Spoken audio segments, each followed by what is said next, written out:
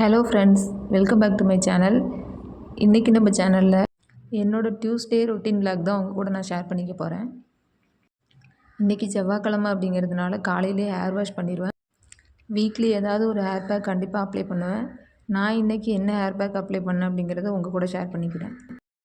இந்த hair bag ready பண்ணுறதுக்கு நான் எடுத்திருக்க பொருள் பார்த்திங்கன்னா வெந்தயம் தான். இந்த வெந்தயத்தை நான் ஒரு ஓவர் நைட் ஃபுல்லாக ஊற வச்சுருக்கேன். வெந்தயம் பார்த்திங்கன்னா ரொம்ப குளிர்ச்சியான பொருள். என்னோடய பாடி ஹீட்டாக இருக்கிறதுனால நான் மந்த்லி ஒரு டைமாவது இந்த ஹேர் பேக் நான் எடுத்துப்பேன். பாடி ஹீட் ஆனாலும் முடி கொட்டும் நம்மளுக்கு, அதுவும் சொல்லவே வேணாம். இந்த சம்மரில் கண்டிப்பாக பாடி ரொம்ப ஹீட்டாக இருக்கும். ஸோ அதனால் மந்த்லி ஒரு டைம் இந்த ஹேர் பேக் நீங்களே எடுத்துக்கோங்க. இப்போ நான் அந்த ஊற வச்ச வெந்தயத்தை ஒரு மிக்ஸி ஜாருக்கு மாற்றிக்கிறேன். வெந்தயம் ஊற வச்ச தண்ணியை அதோடய சேர்த்து அரைச்சி எடுத்துக்கிறேன். இது கூட பார்த்திங்கன்னா நீங்கள் தயிர் சேர்த்து கூட அப்ளை பண்ணலாம். தயிர் எனக்கு கோல்ட் ஆயிரும் அப்படிங்கிறதுனால நான் அவாய்ட் பண்ணியிருக்கேன். நீங்கள் தயிரும் சேர்த்துக்கிட்டீங்க அப்படின்னா பாடி நல்லா ஹீட்டு கண்ட்ரோல் ஆகும். இப்போ நான் இதை என் ஹேரில் அப்ளை பண்ண போகிறேன். எந்த ஹேர் பேக் அப்ளை பண்ணும்போதும் தலையில் நல்லா ஆயில் வச்சுருக்கணும். நான் இந்த ஹேர் பேக் அப்ளை பண்ணுறதுனால முந்தின நாள் நைட்டே நிறையா ஆயிலை அப்ளை பண்ணியிருக்கேன். இந்த பேக் அப்ளை பண்ணும்போது முடியை நல்லா 2 பக்கமும் பிரித்து வச்சுட்டு அந்த நல்லா ஸ்கேல்ஃபில் படுற அளவுக்கு நம்ம அப்ளை பண்ணிக்கலாம். கொஞ்சம் கொஞ்சமாக எடுத்து முடியோட அந்த எண்டு வரையுமே அப்ளை பண்ணணும். நிறைய பேருக்கு ஸ்ப்ளிட் எண்ட் இருக்கும். நீங்கள் அந்த ஹேர் பேக் ஹேரோட எண்டு வரையும் அப்ளை பண்ணும்போது உங்களுக்கு ஸ்ப்ளிட் எண்ட் கண்ட்ரோல் ஆகும்.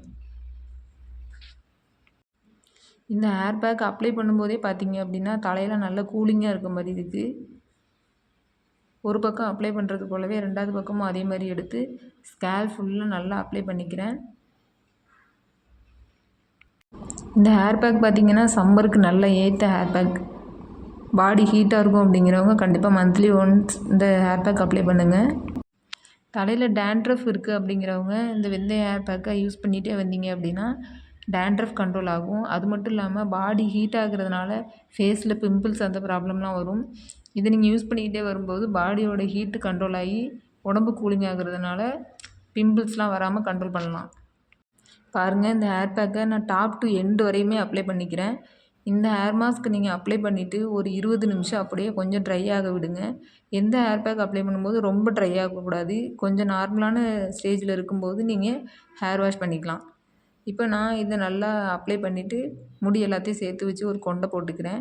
கொண்டை போட்டுட்டு 20 நிமிஷம் கழித்து நான் சீயக்காய் யூஸ் பண்ணி தான் ஹேர் வாஷ் பண்ணுவேன். அதே போல் ஹேர் வாஷ் பண்ணிக்கிறேன்.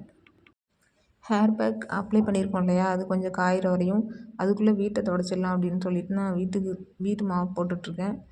நீங்கள் எப்போதுமே வீட்டு துடைக்கும் போது இந்த ஓரங்கள்லாம் எறும்பு பூச்சி அப்படிலாம் வரும் இல்லையா, அப்படி வராமல் இருக்கிறதுக்காக கரப்பான் பூச்சிக்கு ஒரு உருண்டை வெள்ளை கலராக ஒரு உருண்டை போடுவாங்க.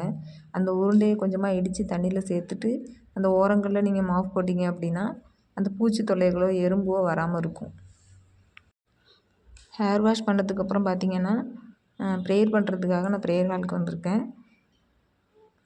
இன்றைக்கி செவ்வாய்க்கிழமை அப்படிங்கிறதுனால எல்லாத்துக்கும் சாம்பிராணி போட்டுட்டு சாம்பிராணி போக வீடு ஃபுல்லாகவே குழந்தைங்கள வச்சுருக்க வீட்டில் எல்லார் வீட்லேயுமே வாரத்தில் ஒரு டைமாவது சாம்பிராணி போக போடணும். ஏன்னா குழந்தைங்களுக்கு இந்த 2 வயசுக்கு கீழே இருக்க குழந்தைங்களுக்கு சீர் தட்டும் அப்படின்னு சொல்லுவாங்க. அது மாதிரி எந்த ஒரு பிரச்சனையும் குழந்தைங்களுக்கு வராமல் இருக்கணுங்கிறதுக்காக அடிக்கடி சாம்பிராணி போக போடணும் வீட்டில். அவ்வளோதான் ஃப்ரெண்ட்ஸ், இதுக்கப்புறம் கிச்சனில் தான் வேலை இருக்கும். நான் இன்றைக்கி என்ன ரெசிபி செஞ்சேன் அப்படிங்கிறத நான் இன்னொரு வீடியோவில் ஷேர் பண்ணுறேன். வீடியோ பிடிச்சிருந்துச்சு அப்படின்னா மறக்காமல் லைக் கொடுங்க. என்னோடய வீடியோ உங்களுக்கு பிடிச்சிருந்துச்சின்னு நினச்சிங்கன்னா மறக்காமல் என்னோடய சேனலை சப்ஸ்கிரைப் பண்ணிக்கோங்க. தேங்க்யூ.